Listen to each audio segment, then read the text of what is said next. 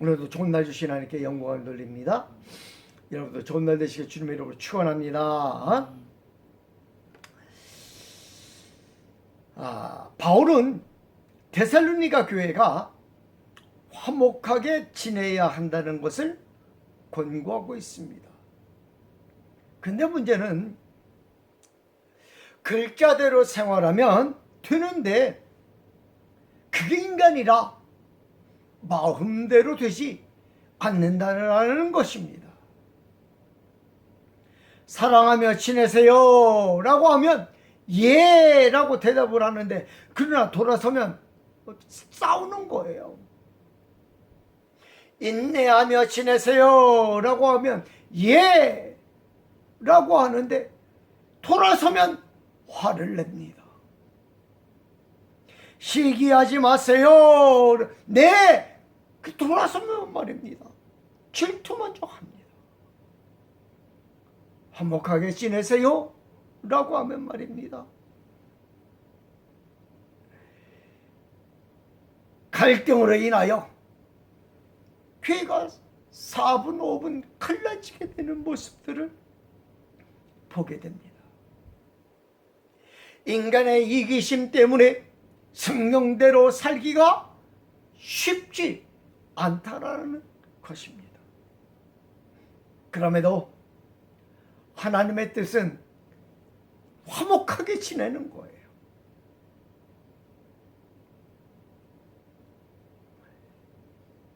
그렇다고 해서 내가 그렇게 살지 못하고 있으니까 하나님의 말씀을 포기하면서 그냥 교회만 다니면서 그냥 다니는 거예요. 교회만 다니면서 그냥 다니는 거예요. 무엇을 포기하고? 하나님의 말씀을 포기하고 그냥 사는 거예요.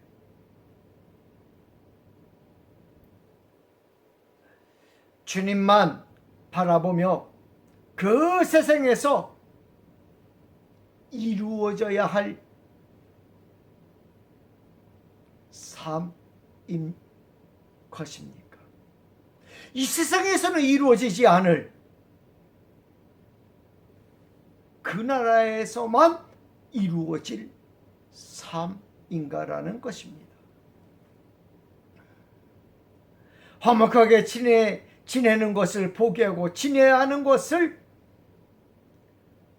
바울을 다시 한번 울게 하는 것 같은, 마음을 치는 것 같은 마음이 듭니다. 바울의 권고는 아무런 소용이 없는 것 같은 생각이 든다라는 것입니다. 바울이 괜히 실없는 소리를 하고 있는 것 같다라는 생각이 드는 것입니다. 근데 아니라는 거예요. 아니라는 거예요. 그렇게 살아야 한다라는 거예요. 그럼 어떻게 해야 합니까? 어떤 이는 이렇게 말합니다. 사랑하지 않는 사람은 교인이 아니다 라고 이야기합니다. 어떤 이는 인내하지 못하면 교인이 아니라고 합니다. 어떤 이는 이 모양 저 모양으로 죄를 짓고 있는 모습을 보면서 어떻게 저 사람이 교인이라고 손가락질 하기도 합니다. 그러면서 이렇게 얘기합니다. 성령의 열매를 맺으며 우리가 살아야 한다라고 주구장창 얘기해 주고 있습니다. 그러면서 이렇게 얘기합니다. 산상보훈을 지키며 살아야 한다라고 이야기해 주고 있습니다. 그러다 보니까 그리스도인들에게는 언제부턴가 성령의 열매와 산상보훈이 짐처럼 느껴지는 거예요. 이룰 수 없는 짐처럼 느껴지는 거예요. 그래서 이 세상에 누가 그처럼 살 수 있겠습니까? 아브라함이 다시 살아 돌아온다 해도 그것은 인간의 육신을 가지고 있는 한 되지 않는 일이라는 거예요. 아니, 히브리서 11장의 믿음의 조상들이 다 다시 돌아온다 하더라도 이루어질 수 없는 말씀이라는 겁니다. 모세의 온유함을 하나님이 칭찬했습니다. 민수기 12장 3절 말씀. 이 사람 모세는 온유함이 지면의 모든 사람보다 더하더라.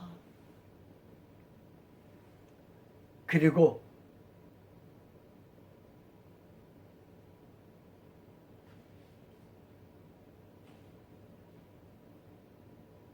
그렇게 칭찬받은 모세마저도, 온유한 모세마저도 이스라엘 백성들의 원망과 불평을 듣고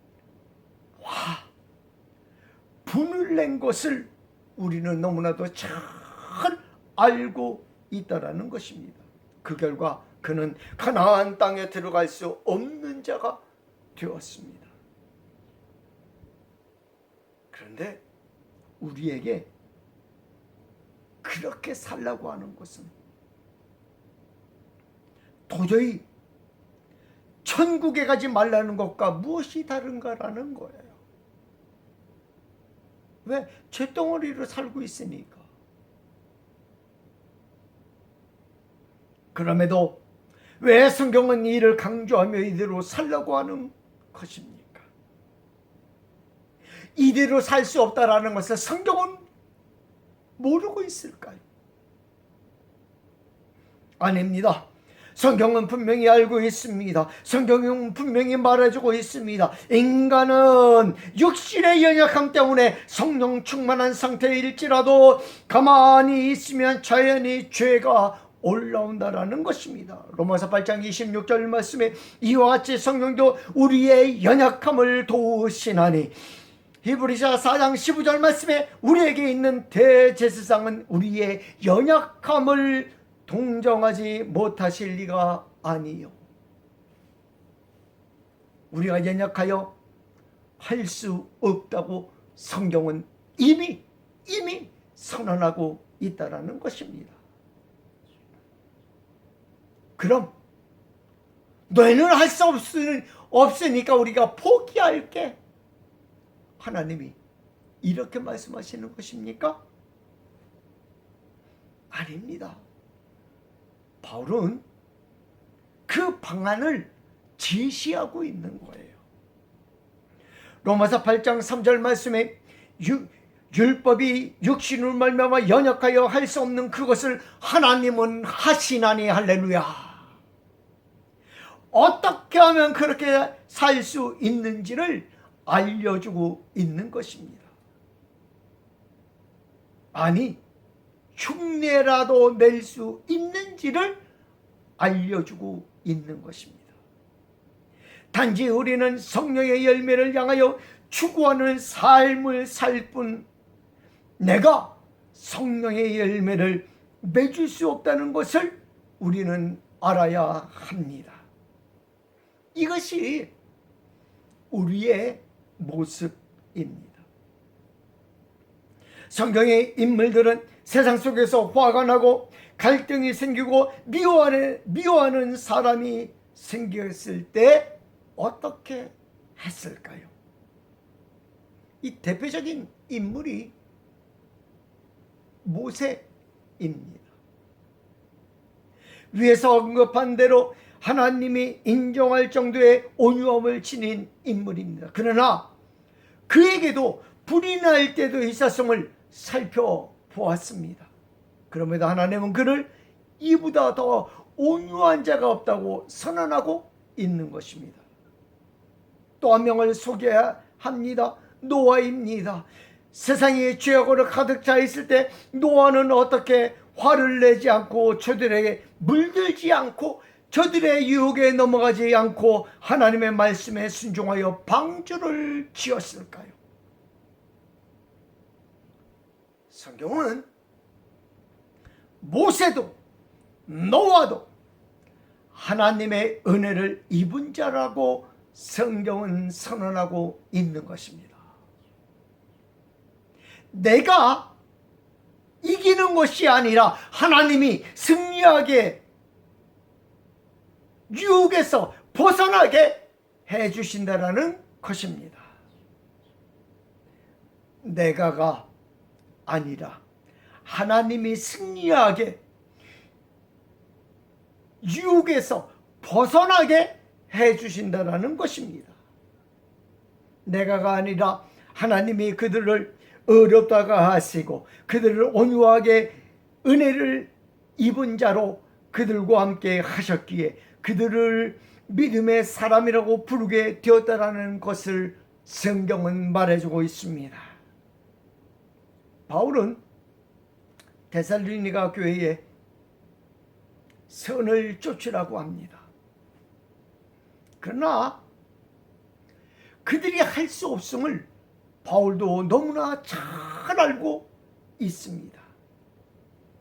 오직 하나님을 의지하였을 때만, 아니 하나님의 영이 그들과 함께하였을 때만 그들이 선을 쫓을 수 있다고 말하고 있는 것입니다.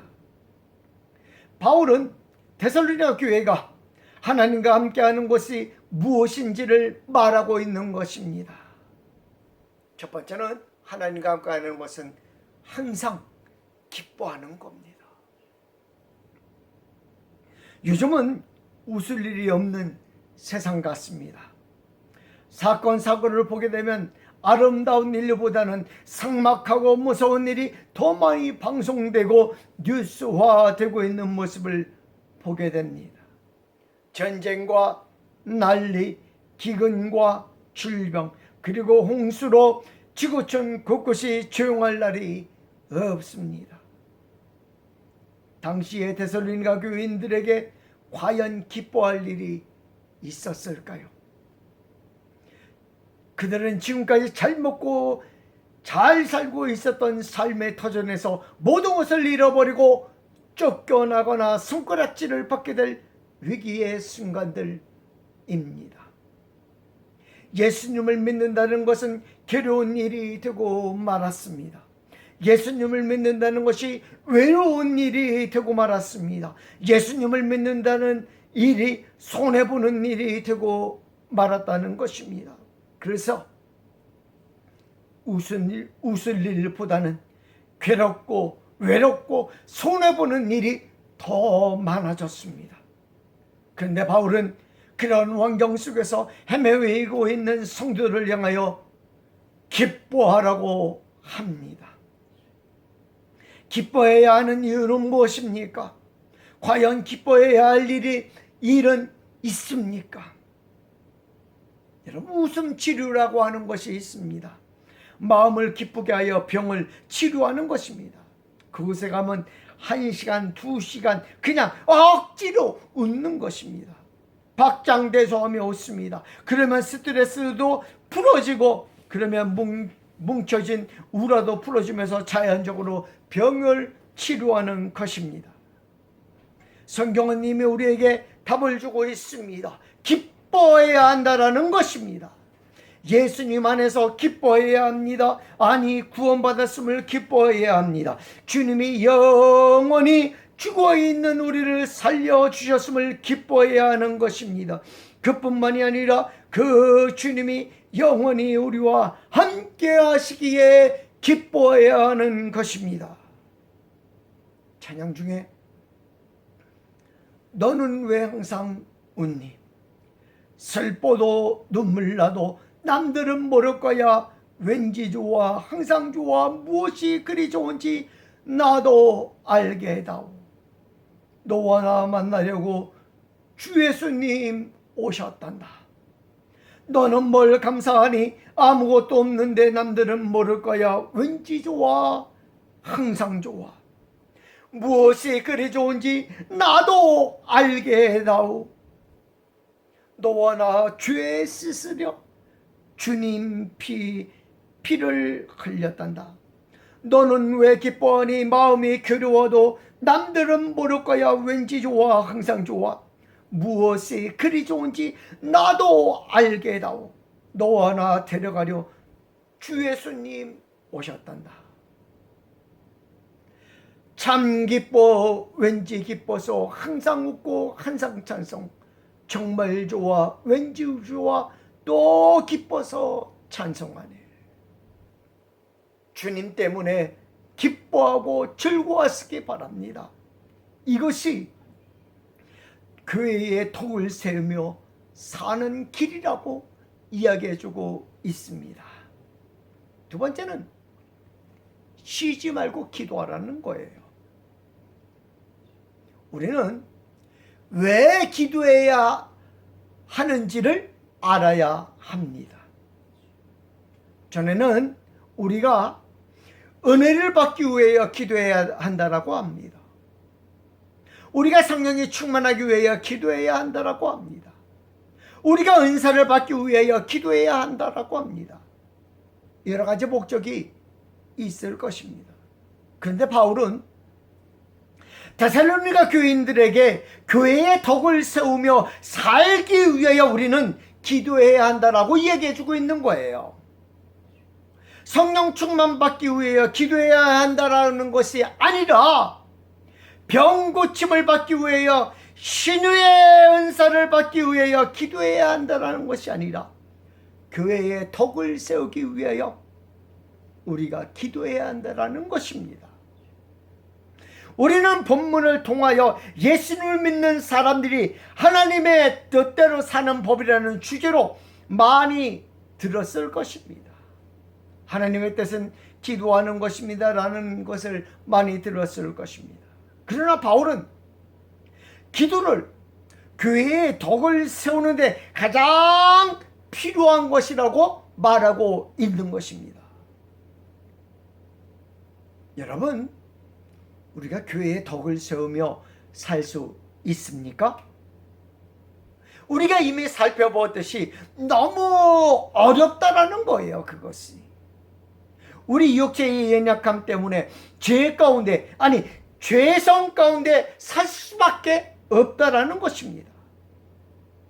그래서 예수님을 믿으면 열매로 알리라라는 말씀 때문에 고민하게 되는 것입니다. 성령의 열매를 맺으며 살아야 하는데 고민이 되는 것입니다. 육체의 소욕을 이루며 살지 말라는 말씀 때문에 고민하게 되는 것입니다. 그러다가 그런 말씀에 무너지면서 예수님만 믿으면 된다라는 식으로 신앙생활을 하게 되는 것입니다. 정말 말씀을 무시하며 살아도 되는 것입니까? 아니, 이룰 수 없는 말씀에 확신을 달고 살아도 되는 것입니까? 기도를 하면 성령이 충만해지고 기도하면 성령의 열매를 맺으며 살게 해주시는 것인 줄 믿습니다. 내가 고민되는 말씀 때문에 고민하는 자가 아니라 자연적으로 그 말씀에 은혜가 되는 것입니다. 이제는 내가 지키는 것이 아니라 성령의 열매가 맺혀지기 때문인 것입니다. 그래서 바울이 데살로니가 교회에 제시하는 것은 항상 기도해야 된다는 것입니다. 그러면 교회의 덕을 세우며 살 수 있다라는 것입니다. 항상 기도해야 된다는 거예요. 항상 기도해야 된다. 그래야 성령 충만하고 성령의 열매를 맺으며 살고 교회의 덕을 세우며 살 수 있다라는 거예요. 기도하지 않으면 성령 충만하지 아니하고 교회의 덕을 세울 수 덕을 세울 수 없고 화목하게 될 수가 없다라는 겁니다. 그래서 항상 기도하라고 얘기해주고 있는 것입니다. 세 번째는 범사에 감사하라는 것입니다. 바울이 교회의 덕을 세우며 사는 방법으로 감사를 말하고 있습니다.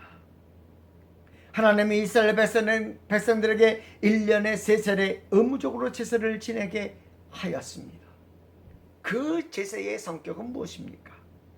바로 감사제인 줄 믿습니다.